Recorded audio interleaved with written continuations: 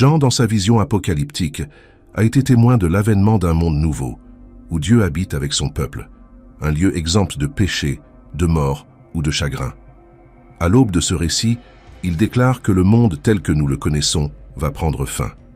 Dieu, en créant la terre, a déjà prévu ce résultat, prévoyant le remplacement de l'ancien par le nouveau.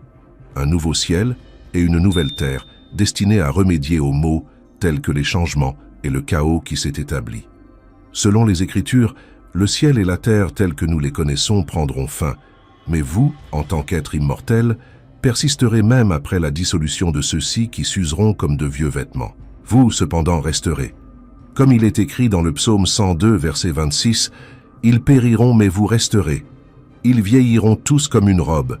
Comme les vêtements, vous les changerez, et ils seront changés. » Ce passage de l'Écriture nous avertit clairement que le monde dans lequel nous vivons n'est pas à feuilles persistantes. Jésus a affirmé dans Matthieu 24, verset 35, « Le ciel et la terre passeront, mais mes paroles ne passeront point », soulignant, lors d'un discours sur les prophéties des derniers temps, la pérennité et la solidité de ces enseignements en contraste avec la fugacité du monde physique. Une telle déclaration souligne la sagesse de mettre notre foi en Jésus au détriment de tout élément éphémère de ce monde.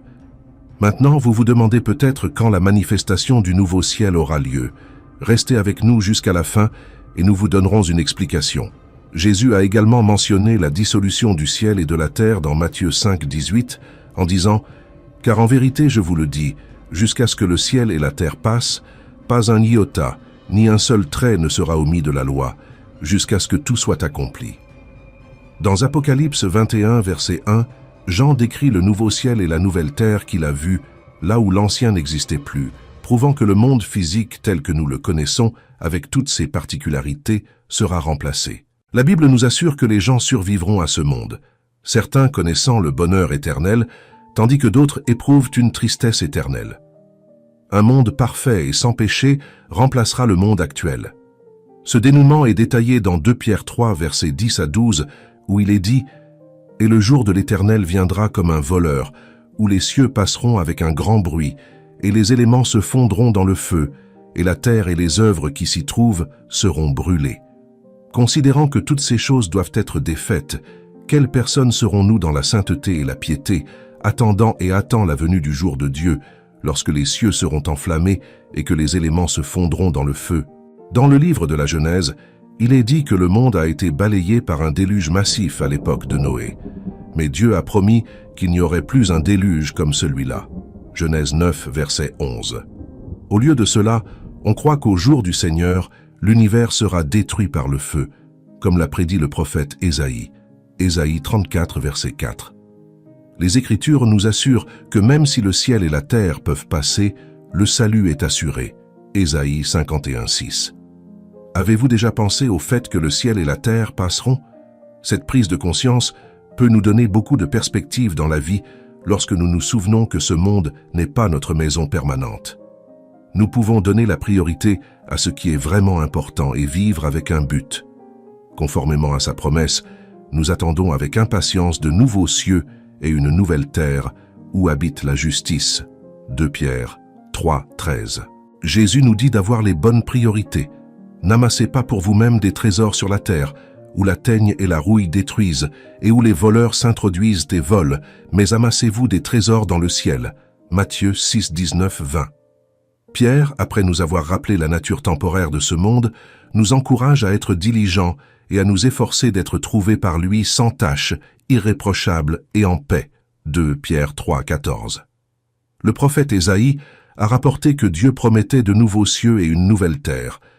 « Car je ferai de nouveaux cieux et une nouvelle terre, et les choses anciennes ne seront pas rappelées, et elles ne reviendront pas à l'esprit. » Ésaïe 65, verset 17. La promesse glorieuse de Dieu est que cette terre sera renouvelée, inversant la malédiction de l'Éden. Jésus a parlé du renouvellement de toutes choses, du temps où toutes choses seront renouvelées. Matthieu 19, verset 28. Les disciples auront une responsabilité distincte lors du jugement futur, impliquant probablement l'administration dans le royaume millénaire. De plus, les apôtres ont eu le privilège de contribuer à une fondation unique pour l'Église. l'Église est reconnue par un hommage spécial dans la Nouvelle Jérusalem, Apocalypse 21, verset 14. Il y a une discussion parmi les croyants sur le moment où ce renouveau aura lieu. Certains pensent que cela se produira lorsque le Christ reviendra et établira son royaume millénaire, un règne de 1000 ans sur terre. Ils ne voient pas ce renouveau comme étant la même chose que la création des nouveaux cieux et de la nouvelle terre prophétisée par Isaïe, qui est attendue après le millénium. Quelle sera la taille de ce nouveau paradis? Tous les chrétiens pourront-ils s'y intégrer? Restez à l'écoute pour le découvrir. Lorsque Dieu a parlé de son trône, la Bible nous dit qu'il fera toutes choses nouvelles. Apocalypse 21, verset 5. Cela signifie que l'ordre actuel de la création sera remplacé par un nouveau, où seul le peuple de Dieu existera et vivra dans les relations les plus étroites. C'est une annonce puissante qui vient directement du trône de Dieu. C'est remarquable parce que c'est l'un des rares cas dans le livre de l'Apocalypse où nous voyons Dieu parler directement de son trône. Il dit « Voici, je fais toutes choses nouvelles ». C'est l'accomplissement de l'œuvre de renouveau et de délivrance de Dieu qui a commencé ici et maintenant, à notre époque. Paul a vu cette transformation en action de ce côté-ci de l'éternité, 2 Corinthiens 5, 17. L'importance du sujet de cette vision pour l'Église et le peuple de Dieu ne peut être surestimée. En conséquence, Dieu réitère et ratifie sa vérité du ciel pour fournir le plus haut niveau d'assurance. De plus, la réalisation de cette vision est encore lointaine et s'accompagnera de nombreuses et significatives épreuves. Par conséquent, Dieu désire qu'il soit mis par écrit pour servir de source durable et constante de guide pour son peuple. Il y aura ceux qui n'y participeront pas. Ceux qui n'ont pas fait confiance aux promesses de Dieu n'auront pas l'occasion d'en faire partie. Apocalypse 21, verset 8. Pour les lâches, les incrédules, les abominables, les meurtriers, les immoraux, les sorciers, les idolâtres et tous les menteurs, leur part sera dans les temps qui brûlent de feu et de soufre, qui est la seconde mort. Ceux qui nient Jésus et s'éloignent de leur foi ne sont pas autorisés à entrer dans la Nouvelle Jérusalem. Lorsque Jean parle de lâcheté, il parle d'une peur qui donne la priorité à sa propre sécurité plutôt qu'à la suite du Christ, et pas seulement à la timidité naturelle. Certains utilisaient un langage fort pour décrire ceux qui étaient facilement effrayés et manquaient de courage. Ils les qualifiaient de lâches, de faibles de cœur, de craintifs et de craintifs à chaque nouveau pas. Parmi les péchés de ceux qui périssent, la lâcheté et le manque de foi sont au premier plan, avec les craintifs en tête. Certaines personnes n'ont pas eu le courage d'affronter les défis de la religion, et leur peur est venue d'un manque de foi. Même s'ils étaient trop effrayés pour suivre les enseignements du Christ et remplir leurs obligations envers lui, ils se livraient toujours à toutes sortes de méchancetés détestables, meurtre, adultère, sorcellerie, idolâtrie et mensonge. Sa punition est d'avoir sa part dans le lac qui brûle de feu et de soufre, ce qui est la seconde mort. Ceux qui n'ont pas pu supporter la chaleur au nom du Christ devront faire face aux conséquences de leurs péchés et brûler en enfer. Ceux qui traversent cela connaîtront une deuxième mort, qui sera beaucoup plus terrifiante et agonisante que la première. La douleur et l'horreur de la première mort vous conduiront à un état éternel de mort et d'agonie constante. La souffrance que les damnés endureront est une conséquence appropriée de leurs actions et de leurs désirs, ainsi que des résultats de leur comportement pécheur. Cette misère servira à mettre en évidence le bonheur des sauvés, tandis que la joie des justes ne fera que rendre plus douloureuse l'agonie des perdus. Jésus a longuement discuté de l'enfer dans ses enseignements. En fait, nous pouvons en apprendre plus sur l'enfer à partir des paroles de Jésus que de toute autre partie de la Bible réunie. Jésus a décrit l'enfer comme des ténèbres extérieures. À la fin des temps, tous se tiendront devant Jésus-Christ, et il divisera l'humanité en brebis, ceux qui démontrent leur foi en Jésus par leurs bonnes œuvres, et les boucs, ceux qui ne démontrent pas leur foi en Jésus par leurs bonnes œuvres. Apocalypse 21, verset 27 dit « Et rien d'impur, ni quiconque pratique l'abomination et le mensonge, n'y entrera jamais, mais seulement ceux dont les noms sont écrits dans le livre de vie de l'agneau. » Dans le royaume de l'au-delà, les saints feront l'expérience d'une purification complète, éliminant toutes les impuretés à l'approche de la mort. Seuls ceux qui sont complètement purs seront les bienvenus parmi les saints de la Nouvelle Jérusalem. Alors que les communautés chrétiennes terrestres peuvent parfois abriter un mélange de bons et de mauvais individus, ce qui entraîne des défis, la société de la Nouvelle Jérusalem sera entièrement exempte de contamination. Pour entrer au paradis, il est crucial d'être libre de tout comportement ouvertement profane, car de tels individus n'y sont pas acceptés. Alors que les églises terrestres peuvent être témoins d'actes sacrilèges lors de cérémonies solennelles, un tel comportement ne peut être toléré au ciel. Il est important de noter que la Nouvelle Jérusalem est réservée exclusivement à ceux qui sont appelés, choisis et fidèles, sans aucune association avec les hypocrites.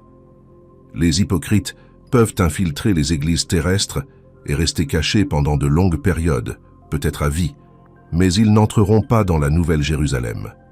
Ceux qui appartiennent à ce groupe sont enregistrés dans le livre de vie de l'agneau. Selon les Écritures, l'apparition de nouveaux cieux et d'une nouvelle terre aura lieu après le règne de 1000 ans du Christ.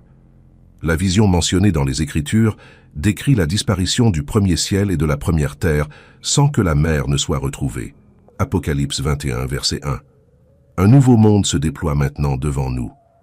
Dans le concept de la nouvelle terre, nous envisageons non seulement un nouvel état pour les âmes, mais aussi pour leur corps physique. Ce monde n'a pas été nouvellement créé, mais il a été nouvellement révélé et est maintenant habité par ceux qui en héritent légitimement. Dans ce nouveau ciel et cette nouvelle terre, les corps des saints seront transformés en une forme spirituelle et céleste, digne de leurs demeures pures et rayonnantes. L'ancien monde, avec toutes ses difficultés et ses tumultes, passa pour laisser place à ce nouveau commencement. L'apôtre a été témoin d'un monde nouveau, où la ville sainte, la Nouvelle Jérusalem, est descendue du ciel. Cette Nouvelle Jérusalem symbolise l'Église de Dieu dans son état final, préparée comme une épouse parée pour son mari. Elle brille parfaitement de sagesse et de sainteté, méritant de baigner dans toute la gloire du Seigneur Jésus-Christ. Les nouveaux cieux et la nouvelle terre se démarqueront de l'âge millénaire car ils remplaceront l'ancienne création maudite. Aucune chose maudite n'y existera. Cependant, le trône de Dieu et l'agneau seront présents et ses serviteurs l'adoreront. Apocalypse 22, verset 3. Tout au long des Écritures, le concept d'une nouvelle terre, avec une nouvelle atmosphère et un nouveau ciel, est un thème récurrent qui a été mentionné par de nombreux prophètes. Cette notion de nouveaux cieux et de nouvelle terre ne se limite pas à une section spécifique de la Bible, mais peut être trouvée à la fois dans l'Ancien et le Nouveau Testament. Cela a été une source d'inspiration et d'espoir pour beaucoup. Ésaïe 65, versets 17 et 18, apporte une déclaration prophétique de Dieu sur la création de nouveaux cieux et d'une nouvelle terre. L'ancien mot hébreu « bara », utilisé pour créer dans ce verset, signifie faire exister quelque chose à partir de rien, plutôt que de réutiliser du matériel existant. Alors que certains interprètent le concept de nouveauté comme une transformation spirituelle et morale, il semble également y avoir une altération physique, comme l'indique l'absence de mer. Un nouveau ciel et une nouvelle terre marquent la fin de l'histoire du temps et le début de l'histoire de l'éternité. Selon Pierre 3, versets 7 à 13, il nous amène à réfléchir sur le concept de nouveaux cieux et d'une nouvelle terre, soulignant l'importance de cet événement dans le contexte de la rédemption divine et du plan éternel de Dieu pour l'humanité. Épargnés par la parole de Dieu, mais les cieux et la terre présents sont réservés au feu, gardés pour le jour du jugement et de la destruction des méchants. 2 Pierre 3, 7, 13. Cependant, ne laissez pas ce fait échapper votre attention. Bien-aimés, pour vous, un jour est comme 1000 ans, et 1000 ans comme un jour. Le Seigneur n'est pas lent à accomplir sa promesse, comme certains le considèrent comme retardé, mais il est patient avec vous, ne voulant pas que quelqu'un périsse, mais que tous viennent à la repentance. Mais le jour de l'Éternel viendra comme un voleur, où les cieux passeront avec fracas, et les éléments seront détruits par la chaleur intense, et la terre et ses œuvres seront découvertes.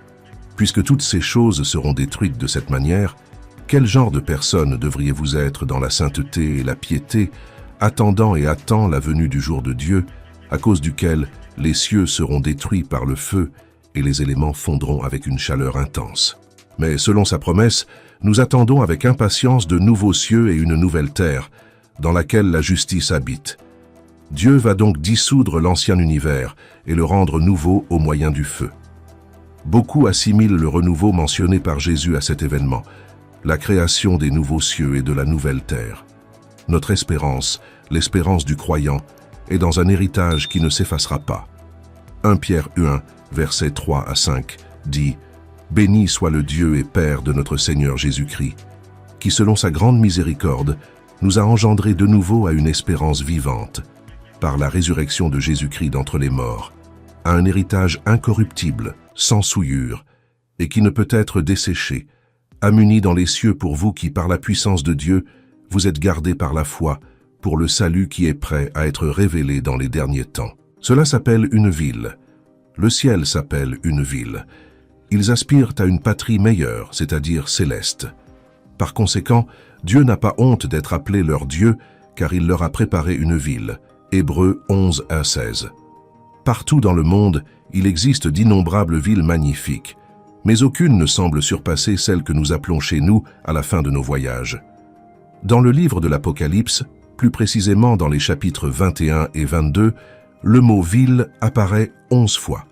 Cette ville est dépeinte comme la demeure de Dieu et de son peuple.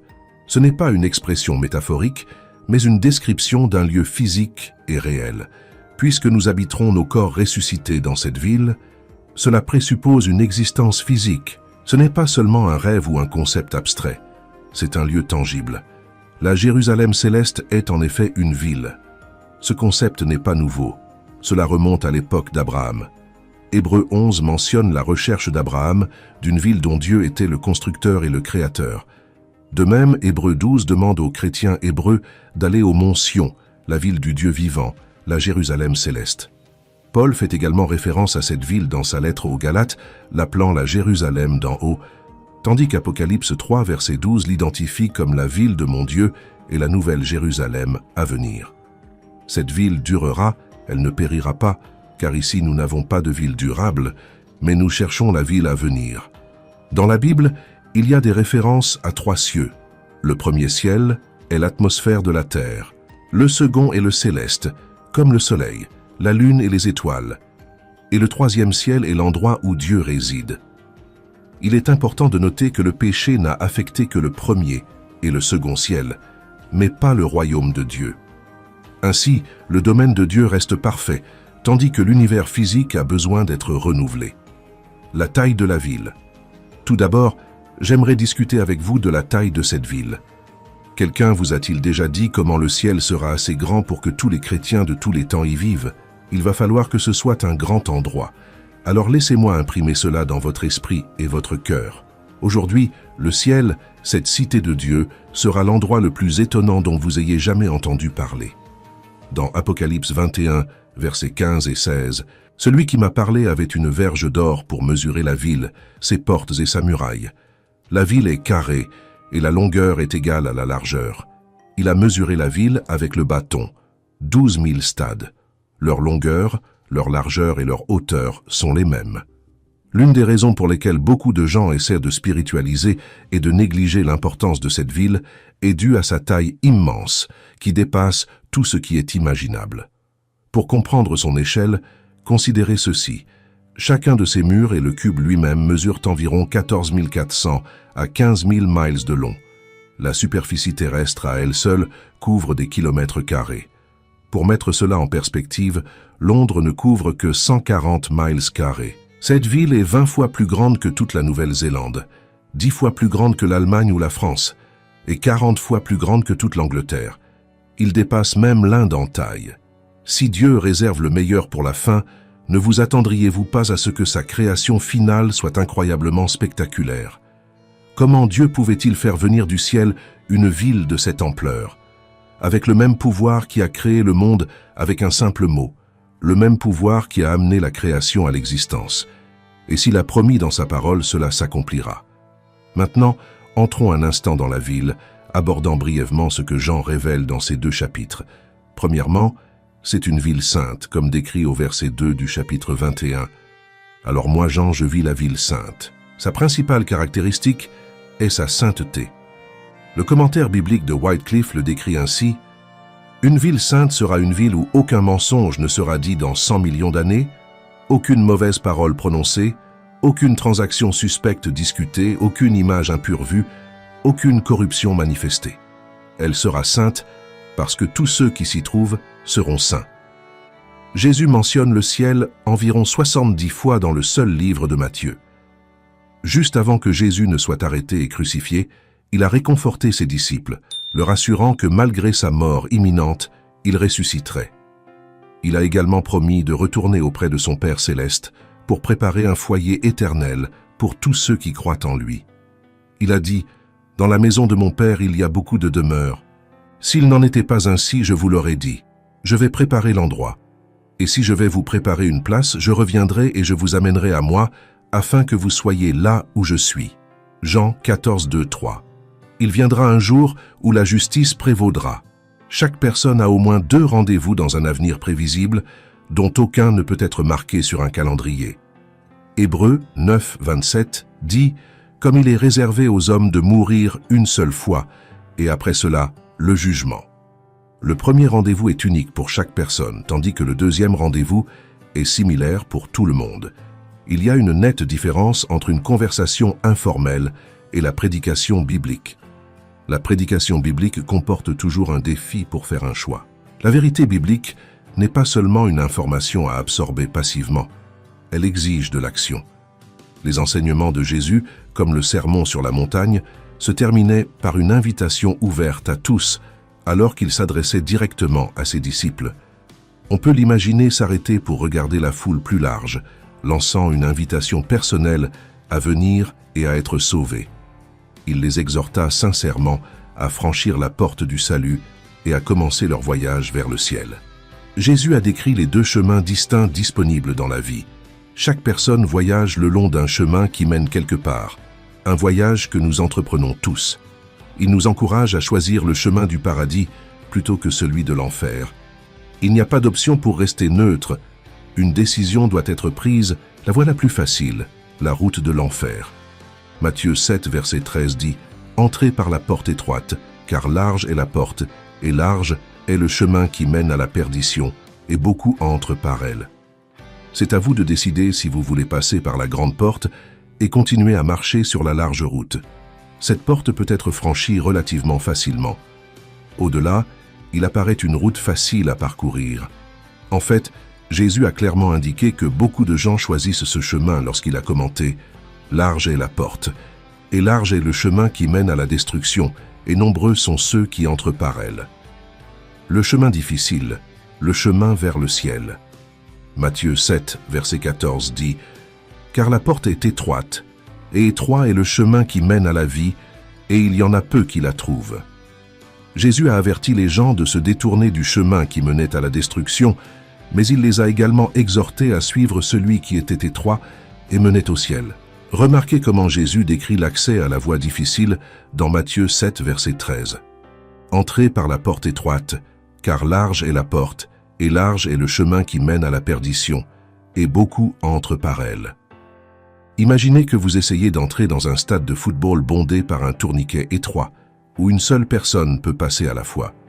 Cette analogie nous aide à comprendre comment nous sommes arrivés sur le chemin du ciel. Personne ne peut être sauvé au nom d'un autre. Le chemin est difficile, avec une porte étroite. Sur la grande route, les gens portent leurs péchés avec eux, mais sur la porte étroite qui mène à la vie, on ne peut pas entrer en portant des péchés. Certaines choses doivent être laissées à l'entrée, un changement de cœur vers le péché, connu sous le nom de repentance, et un engagement personnel envers Jésus-Christ. Au contraire, le chemin vers le ciel s'élargit au fur et à mesure qu'il progresse, contrairement au chemin vers l'enfer, qui devient de plus en plus encombré. Choisir Jésus comme votre sauveur vous met sur un chemin de joie, de satisfaction et d'épanouissement croissant. Le ciel est la destination finale, et connaître Christ comme votre sauveur est une expérience merveilleuse. Quelle voie avez-vous choisie? La conséquence du rejet du Christ est une sentence de vie en enfer, un lieu de séparation d'avec Dieu et tout ce qui est bon. Ceux qui sont en enfer seront exclus du nouveau ciel et de la nouvelle terre, confinés du côté du diable, des démons et de ceux qui rejettent leur Créateur. Ils endureront un tourment éternel dans un étang de feu, rempli d'angoisse et de regrets pour les occasions manquées. Apocalypse 14, 11 et 20, 10. Il n'est pas étonnant que Jésus ait parlé avec horreur d'un tel sort, avertissant ses disciples du danger et prêt à se sacrifier pour les en sauver. Ainsi, toute la race humaine sera condamnée dans ce tribunal. Un autre livre a été ouvert, qui est le livre de la vie. Tous ceux qui sont inscrits dans ce livre seront déclarés innocents et seront libérés des conséquences du verdict et de la sentence. C'est un livre qui existe depuis le début de l'histoire enregistrée, étant mentionné à la fois dans l'Ancien Testament et le Nouveau Testament. Cependant, c'est dans le livre de l'Apocalypse que nous trouvons le plus de mentions de lui. Dans Exode 32, versets 32 et 33, la Sainte Bible nous dit « Maintenant donc, pardonne ton péché. Sinon, effacez-moi, je vous en prie, de votre livre que vous avez écrit. » Alors le Seigneur dit à Moïse « Quiconque pêche contre moi, je l'effacerai de mon livre. » Jésus en parle également dans Jean 17, verset 6, où il dit « J'ai manifesté ton nom aux hommes que tu m'as donnés du milieu du monde. Elles étaient à toi, et tu nous les as données, et ils ont tenu parole. » Dans Apocalypse 21, verset 27, nous lisons « Et rien n'y entrera qui souille, ou commette une abomination et des mensonges, si ce n'est ceux qui sont écrits dans le livre de vie de l'agneau. » L'inclusion dans le livre de vie vient de la confiance en Christ comme Rédempteur, à travers la foi vécue et obéissante dans la parole de Dieu. Vos actions sont la preuve de votre foi. Il est important de noter que la véritable confiance n'est pas une seule étape, mais plutôt un voyage continu. L'essence de croire en une personne est de continuer à croire, quelles que soient les circonstances. Foi et fidélité sont le même mot en hébreu et en grec. Il est possible de s'éloigner de la foi et de faire naufrage, comme mentionné dans 1 Timothée 1, 19 et 20. Garder la foi et la bonne conscience, que certains rejettent, ont fait naufrage de la foi. Il est possible que des noms soient effacés du livre de vie, comme Dieu l'a clairement indiqué à Moïse. Seuls les noms de ceux qui restent fidèles, surmontant toutes les tentations de méfiance et de désobéissance, resteront jusqu'au jour où le livre sera enfin ouvert. Quant à ce que l'Ancien Testament dit du ciel, les prophètes, les psaumes et les apôtres ont tous parlé du ciel, inspirés par la direction divine du Saint-Esprit.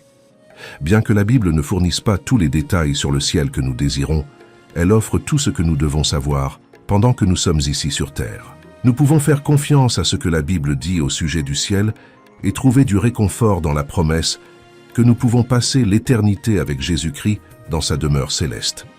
Le paradis, comme mentionné dans Jean 14, n'est pas un concept métaphysique ou un état d'esprit, c'est un lieu physique tangible, tout comme Miami, Londres et Tokyo. Jésus a assuré à ses disciples qu'il leur préparait une place, pas une place d'esprit ou de concept abstrait. Il préparait un véritable lieu physique, spécialement conçu pour ceux qui ont une relation personnelle avec Dieu. En bref, le livre de vie est une expression de la grâce divine, où les fidèles sont inscrits par leur foi et leur obéissance à Dieu. Le ciel, tel qu'il est décrit dans la Bible, est une promesse glorieuse pour ceux qui ont confiance en Christ comme leur sauveur. Jésus a dit « Dans la maison de mon Père, il y a beaucoup de demeures. S'il n'en était pas ainsi, je vous l'aurais dit. Je vais vous préparer une place. Et si je vais te préparer une place, je reviendrai et je te prendrai auprès de moi, afin que là où je suis, tu sois aussi. Et vous savez où je vais. » Jean 14, versets 2 à 4. Dans ce passage, Jésus fait référence à la maison de son Père et à la préparation d'un lieu pour ses disciples. Il utilise le mot « lieu » 3 fois, soulignant la réalité physique du lieu préparé pour ceux qui y croient. Dans certaines langues, le mot traduit par « lieu » était interprété comme « manoir ». Mais il s'agissait des pièces ajoutées à la maison du patriarche lorsque les fils se mariaient et amenaient leurs femmes vivre dans l'enceinte ou la propriété de la famille élargie. Jésus promet également qu'il reviendra pour nous prendre, afin que nous puissions être avec lui. Si Jésus est vrai et vit quelque part, il nous est promis d'être avec lui en ce lieu. Dieu le Père est là, et Jésus est à sa droite. Dans Romains 8, verset 34, nous lisons que Jésus est à la droite de Dieu, intercédant pour nous. Après avoir été crucifié et ressuscité, Jésus est remonté au ciel et intercède maintenant pour nous à la droite de Dieu. Lorsqu'Étienne a été lapidé dans Acte 7, la Bible dit qu'il a vu les cieux ouverts et Jésus debout à la droite de Dieu. Tous les croyants sont là. Dans Hébreux 12, verset 23, il est dit que tous les croyants ont leur nom écrit sur le ciel. Ils font partie de l'Assemblée générale et de l'Église des premiers-nés qui sont inscrits dans le ciel. Il y aura des gens de toutes les nations au ciel. Apocalypse 5, versets 9 et 10, nous montre une scène autour du trône céleste, où les 4 créatures vivantes et les 24 anciens proclament que seul Jésus est digne d'ouvrir les sceaux du rouleau. Ils louent Jésus d'avoir acheté des gens de toutes les tribus, langues, peuples et nations pour Dieu, en faisant un royaume et des prêtres pour notre Dieu. Cela dépeint la belle vision du cœur de Dieu, où le ciel sera multiculturel, avec des gens de toutes les nations, de toutes les cultures, de tous les peuples, de toutes les communautés et de tous les pays, se rassemblant autour du trône de Dieu. Dans Luc 10, quelque chose de vraiment intéressant se produit.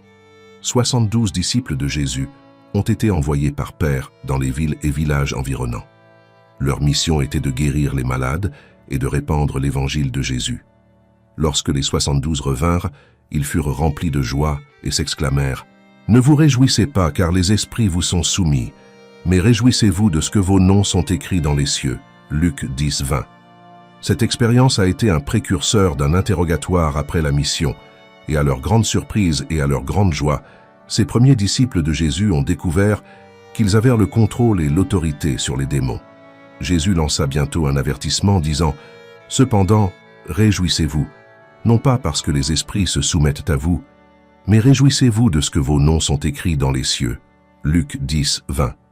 Il semble que Jésus ait dit qu'aussi grand que cela puisse être d'avoir du pouvoir sur les démons, nous ne devrions jamais oublier que le plus grand cadeau que nous recevons est d'avoir nos noms écrits dans le ciel. Avoir son nom écrit dans le livre de la vie, c'est comme être sur la liste des participants à une conférence. Cela signifie que vous êtes membre du groupe, que vous avez le droit de participer et que vous remplissez les conditions nécessaires pour obtenir une place à la conférence. On peut dire la même chose du ciel. Le fait que votre nom y soit écrit indique que vous appartenez et avez l'autorité de vous joindre et de participer en tant que quelqu'un qui a mis votre foi en Jésus. Nous avons un héritage là-bas. 1 Pierre, chapitre 1, versets 3 et 4, nous parle de l'héritage éternel qui nous attend au ciel. Cet héritage est réservé et sûr, impérissable, sans tache et sans flétrissement, gardé dans le ciel pour nous. Imaginez que votre père est un roi riche et qu'un jour il vient vous dire qu'il vous laisse tout son héritage. Ce serait certainement une cause de grande joie et d'anticipation. Notre Père céleste nous a donné un héritage éternel, déposé en toute sécurité dans les cieux. Notre citoyenneté est là. Philippiens 3, 20 nous dit que notre citoyenneté est au ciel et de là nous attendons le Sauveur, le Seigneur Jésus-Christ. En tant qu'ambassadeurs du Christ, nous sommes des citoyens du ciel, représentant notre roi tout en résidant dans un pays étranger. Notre véritable maison est le ciel, et en tant que citoyens de celui-ci, nous avons des droits et des bénédictions simplement en étant citoyens.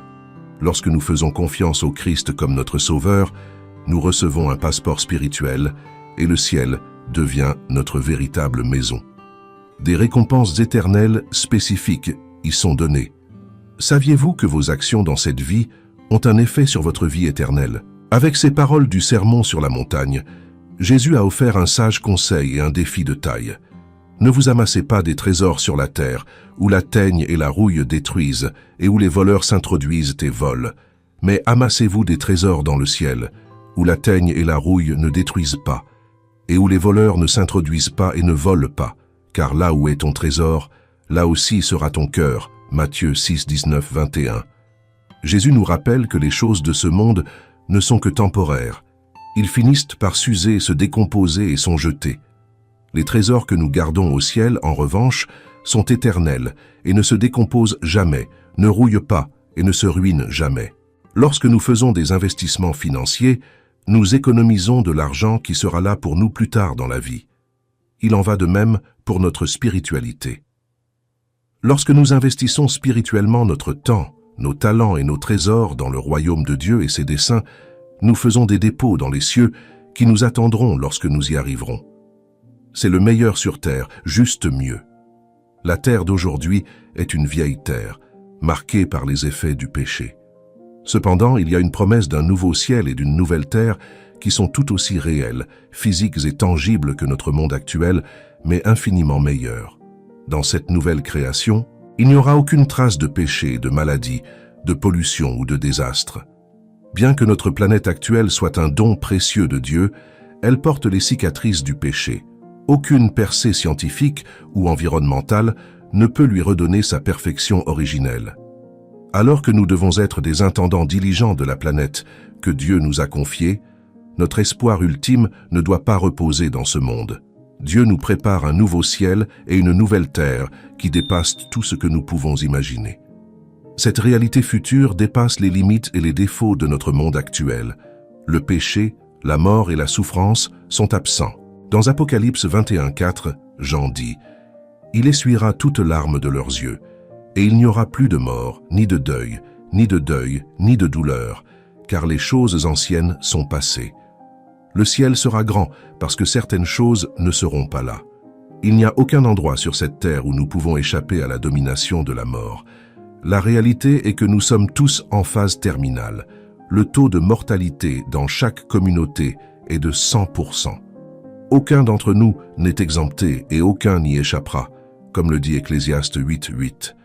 Aucun d'entre nous ne peut empêcher son esprit de partir, et aucun d'entre nous n'a le pouvoir d'empêcher le jour de sa mort. La question n'est donc pas tant de savoir si, mais quand. La Bible nous dit que le Seigneur a déjà déterminé nos jours, bien que le moment exact nous reste inconnu. Bien que nous ne puissions pas connaître le nombre de nos jours, une certitude est que la mort nous attend tous. S'il y a le moindre doute sur notre sort après la mort, il vous demande de chercher des réponses. Contrairement à la terre, le ciel sera très différent, exempt de péché, de mort et de chagrin.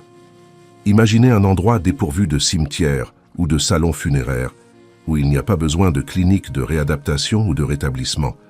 C'est l'endroit que Dieu prépare pour nous en ce moment. 4 choses que les anges font au ciel. Les anges au ciel servent Dieu. Le psalmiste nous dit que les anges servent le Seigneur en bénissant et en obéissant à sa parole. Tout au long de l'histoire, les gens sont souvent tombés dans le piège d'adorer des anges au lieu de Dieu. Cependant, les anges dirigent toujours l'adoration vers Dieu. La deuxième tâche des célestes est de servir Dieu et de recevoir des missions. Au ciel, l'ange Gabriel, apportant une bonne nouvelle à Zacharie dans le Nouveau Testament, a dit qu'il était en présence même de Dieu. Zacharie douta de l'efficacité des nouvelles de l'ange Gabriel et l'ange le fit taire, affirmant son autorité. Les anges apparaissent aussi devant Dieu. Cela révèle une scène dans le ciel invisible pour Job et les autres sur terre, absolument réelle. La troisième tâche des anges célestes est de nous accompagner au ciel. Les croyants qui meurent seront escortés en toute sécurité au ciel par des anges. Selon la Bible, 2 hommes très différents ont été décrits par Jésus dans l'une de ses paraboles. Il y avait un homme riche qui ne vivait que pour lui-même, ignorant à la fois Dieu et les autres. Cet homme riche avait accès à tout ce qui était bon dans la vie. Lazare, d'autre part, n'était pas seulement pauvre, mais il était aussi couvert de blessures. Il avait envie de manger les miettes qui étaient tombées de la table de l'homme riche, mais tout le monde le refusait. Le contraste entre les 2 hommes ne pourrait pas être plus prononcé. D'un point de vue purement terrestre, l'homme riche était le grand gagnant. Mais Jésus était sur le point de leur donner une vue d'ensemble du monde. Malgré le fait que les 2 hommes n'avaient presque rien en commun dans la vie, ils ont tous 2 vécu un événement auquel tous les êtres humains sont confrontés: la mort. Après la mort, cependant, chacun a connu un revers de fortune complet. Lorsque le pauvre homme mourait, les anges l'emmenaient aux côtés d'Abraham ou dans le sein d'Abraham, une métaphore du ciel. Mais quand le riche mourut, il alla dans l'Hadès pour souffrir le tourment. Beaucoup de gens croient qu'il n'y a pas de vie après la mort. Ils soutiennent que lorsque les gens meurent, ils cessent simplement d'exister. Les anges de Dieu sont réels, même si nous ne les voyons pas, ou même si nous ne savons pas qu'ils sont là. S'ils nous protègent maintenant, ne peut-on pas aussi leur faire confiance pour assurer notre voyage vers le ciel? Bien sûr, en plus d'escorter les croyants au ciel, les anges font l'œuvre de Dieu. Les Écritures le confirment. Le Seigneur est le Dieu de toute consolation, et il emploie son armée céleste d'anges pour apporter des avertissements de danger, de bonnes nouvelles et des messages de paix. La Bible les appelle des esprits tutélaires envoyés pour servir ceux qui hériteront du salut. Croire que Dieu enverra ses consolateurs angéliques pour nous escorter de ce monde à l'autre devrait donner une grande paix à nos âmes. La Bible dit que le Seigneur conservera ton âme, il conservera son entrée. Nous devons nous rappeler cependant que si les anges de Dieu apportent réconfort et protection, même dans la mort, c'est Dieu qui les envoie, et nous ne devons pas les adorer. Les armées du ciel se tiennent là, alors que nous nous dirigeons de la terre vers la gloire, et les attaques de Satan ne font pas le poids face aux anges de Dieu. Alors n'ayez pas peur, Dieu est pour vous. Il a engagé ses anges à faire la guerre dans ce conflit des âges, et ils remporteront la victoire. L'apôtre Paul a dit dans Colossiens 2,15 « Et il avait mis de côté les principautés et les puissances, et les avait exposées publiquement, et il en avait triomphé. » La victoire sur la chair, le monde et le diable est à nous. Maintenant, les anges sont là pour aider, et ils sont prêts à faire face à toute urgence. Leur quatrième tâche est d'adorer Dieu. Jean nous le révèle dans le livre de l'Apocalypse. L'une des descriptions de base des anges est qu'ils adorent. Dans le livre de l'Apocalypse, nous apprenons les activités que les anges accomplissent dans le ciel. Les anges dans le ciel sont saturés de l'adoration de Dieu, en conséquence de l'œuvre rédemptrice de l'agneau. Lorsqu'il prit le rouleau, les 4 créatures vivantes et les 24 vieillards tombèrent devant l'agneau, chacun tenant une harpe et des coupes d'or remplies d'encens, qui sont les prières des saints. Ils chantèrent un cantique nouveau, disant « Vous êtes dignes de prendre le rouleau et d'ouvrir ses sceaux, parce que vous avez été tués et que vous avez acheté pour Dieu des hommes de toute tribu, de toute langue, de tout peuple et de toute nation. » Apocalypse 5, 8, 13. Tu as racheté pour Dieu par ton sang des hommes de toute tribu, langue, peuple et nation. Tu as fait d'eux un royaume et des prêtres pour notre Dieu, et ils régneront sur la terre. Révélation 5, 9, 10. Alors je regardais et entendis les voix de nombreux anges autour du trône, des créatures vivantes et des vieillards. Et leur nombre était des myriades de myriades et des milliers de milliers, avec une voix forte disant « L'agneau qui a été immolé est digne de recevoir la puissance, la richesse, la sagesse, la force, l'honneur, la gloire et la louange. » Et j'entendis toutes les créatures qui sont dans le ciel, et sur la terre, et sous la terre, et dans la mer, et tout ce qui est en elle, disant « Celui qui est assis sur le trône, et l'agneau, soit louange, honneur, gloire et domination au siècle des siècles. » Révélation 5, 11, 13. Dans le livre de l'Apocalypse, au chapitre 4, versets 9 et 10, les anges incitent les anciens à adorer. Ici, les anciens semblent encourager les personnes existantes dans un merveilleux cycle au ciel, les anges et les anciens s'encourageant mutuellement à louer de plus en plus. Les anges sont des chefs d'adoration. On trouve souvent des images d'anges sur les autels des grandes cathédrales. Dans ces représentations artistiques, des anges sont représentés offrant de l'encens, qui symbolise les prières du peuple. Prier, intercéder et adorer sont les responsabilités des anges, qui sont les ministres de Dieu. Cependant, il est important de noter que la fascination de Dieu pour les messagers angéliques peut dans certains cas se rapprocher dangereusement de l'idolâtrie. Tout au long de l'histoire, de nombreuses personnes sont tombées dans le piège d'adorer des anges au lieu de Dieu. En fait, l'apôtre Paul a mis en garde l'église de Colosse contre l'adoration des anges. L'apôtre Jean lui-même a reçu l'ordre de ne pas adorer un ange lorsqu'il lui apparaissait. Les anges adorent Dieu, et ceux qui ne nous conduisent pas dans la présence de Dieu n'exécutent pas la volonté de Dieu. Ce sont plutôt les anges rebelles, souvent appelés démons ou mauvais esprits. Dans Apocalypse 7, versets 11 et 12, nous voyons tous les anges autour du trône, ainsi que les anciens et les 4 êtres vivants prosternés devant Dieu dans l'adoration, disant « Amen ». La louange, la gloire, la sagesse, l'action de grâce, l'honneur, la puissance et la force viennent de notre Dieu pour toujours et à jamais. Amen. Alors que l'incroyable foule glorifie Dieu, d'autres dans le ciel sont obligés d'unir leur voix pour louer autour du trône. Toutes les créatures créées se joignent à ce culte en témoignant du culte que la grande foule rend à Dieu.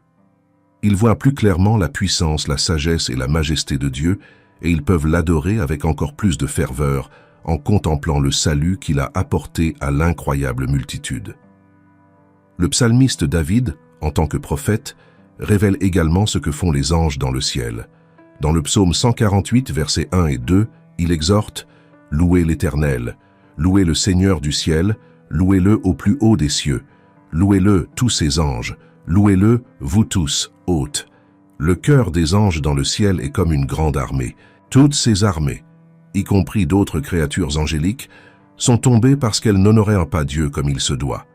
Ésaïe 14, versets 12 à 15, décrit la chute de Lucifer, qui aspirait à être semblable à Dieu et, par sa rébellion, a été jeté sur terre. Le prophète décrit également sa vision intense de la cour céleste, où il vit Dieu assis sur son trône exalté, entouré de séraphins qui s'écrièrent « Saint, Saint, Saint est le Seigneur des armées, la terre entière est pleine de sa gloire. » Ésaïe 6, versets 1 à 3. Les séraphins sont des anges volants, comme décrit dans Ésaïe 6, versets 1 à 7. L'année de la mort du roi Osias, je vis l'Éternel assis sur un trône élevé, et les pans de ses vêtements remplissèrent le temple. Les séraphins étaient au-dessus de lui. Chacun avait 6 ailes. Avec 2, ils se couvraient le visage. Avec 2, ils couvraient leurs pieds, et avec 2, ils volaient. Et ils criaient l'un à l'autre, disant « Saint, Saint, Saint est le Seigneur des armées, la terre entière est pleine de sa gloire. » Et les montants des portes bougeaient à la voix de celui qui criait, et la maison était remplie de fumée. Puis j'ai dit « Malheur à moi, je me suis perdu. Parce que je suis un homme aux lèvres impures, j'habite au milieu d'un peuple aux lèvres impures.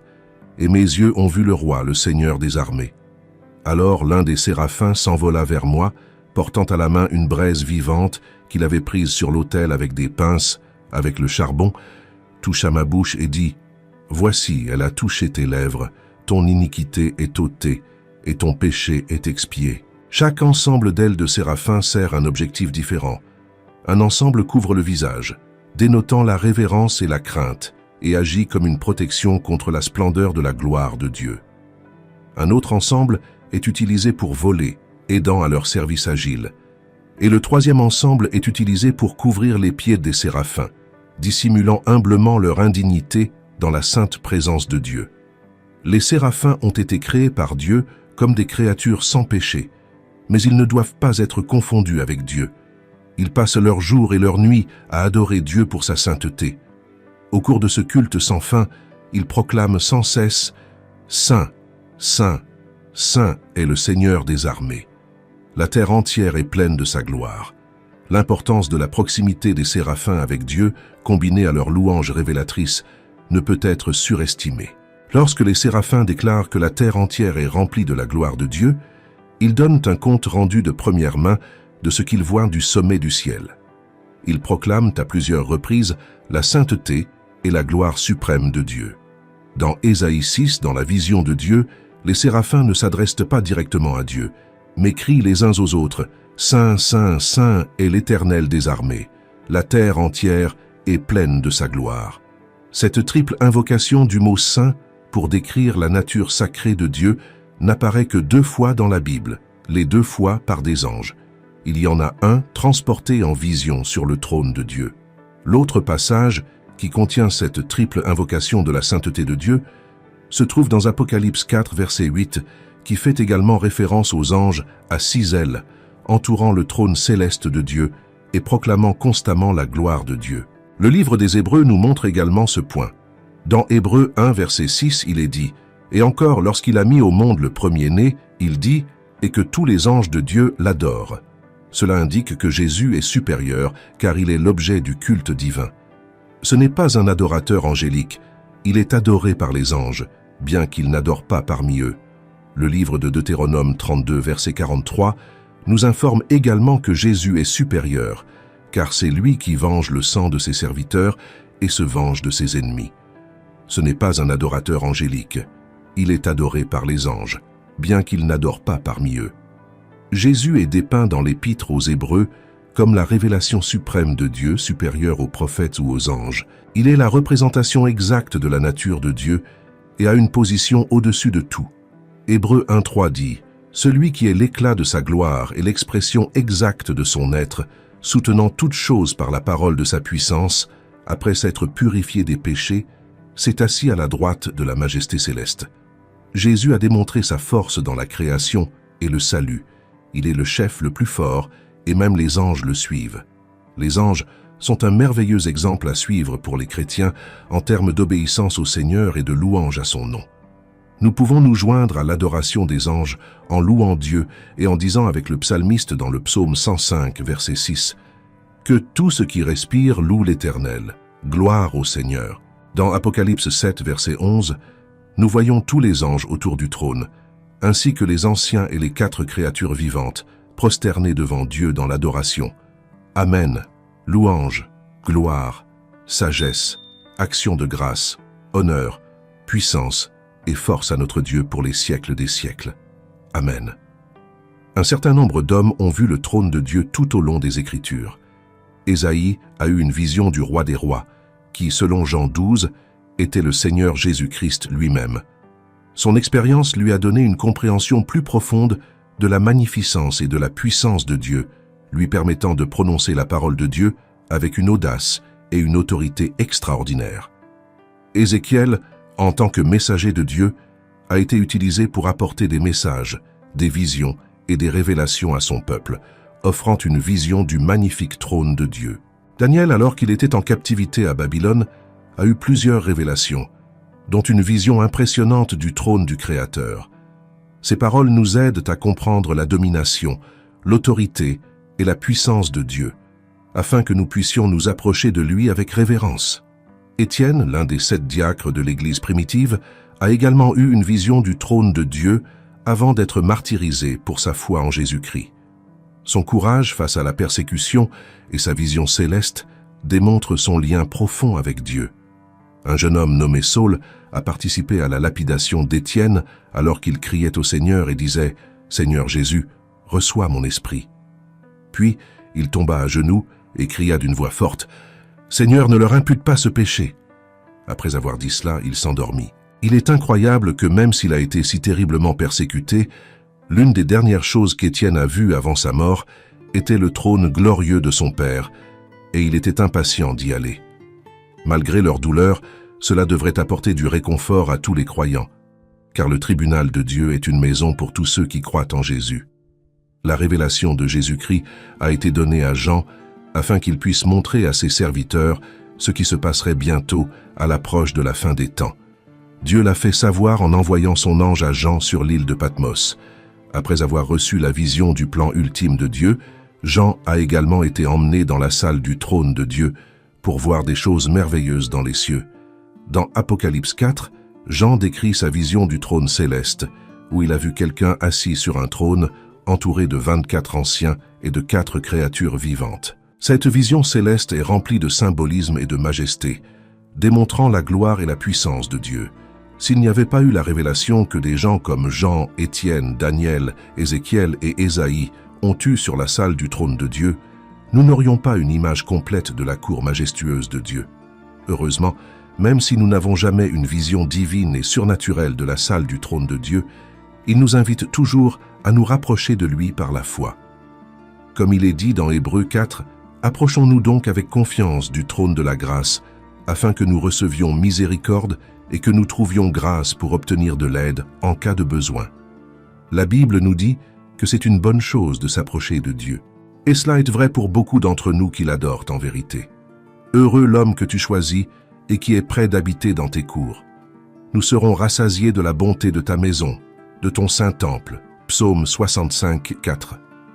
Cependant, un certain nombre de personnes ont eu des expériences surnaturelles et des visions inoubliables qui les ont effectivement conduits à la salle du trône de Dieu. Peu importe l'époque et l'histoire auxquelles ils appartiennent, leurs mots descriptifs sont remplis d'images claires et d'idées constantes et cohérentes de siècle en siècle.